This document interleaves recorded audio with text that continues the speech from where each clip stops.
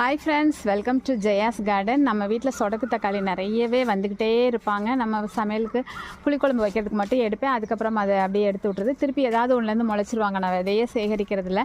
ஆனால் இன்னொரு வகை நம்ம வீட்டில் வளர்ந்துருக்காங்க அப்படின்னு சொன்னேங்க.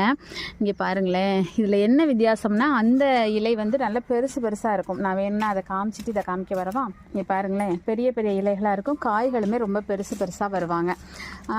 இது வந்து நாங்கள் ரெகுலராக யூஸ் பண்ணியிருக்கோம். இலைகள் வந்து பஞ்சு மாதிரி இருக்காது. ஆனால் இந்த ஒரு சொடக்கு தக்காளி இருக்குது பாருங்களேன், இலைகள் அப்படி தொட்டு பார்த்தா ஸ்பாஞ்ச் மாதிரி இருக்கும். பூக்கள் எல்லாம் அதே மாதிரி தான் இருக்குது. இலைகள் தான் வித்தியாசம் இருந்துச்சு. சரி, இது வந்து ஒருத்தங்க சொல்லியிருந்தாங்க, ஒரு சகோதரி, இது வந்து சிவப்பு கலராக இருக்கலாம்க்கா அப்படின்னு சொல்லி. நானும் ரொம்ப ஆசையாக இருந்தேன். ஆனால் அதே மஞ்சள் கலரில் தான் இருக்குது. ஆனால் என்னென்னா காய்கள் வந்து ரொம்ப குட்டி குட்டியாக இருக்குது. அது காய்கள் வந்து ரொம்ப பெருசாக வரும். இது வந்து பாருங்கள், இவ்வளோ பெருசு தான் இருக்குது. இதுவுமே சொடக்கு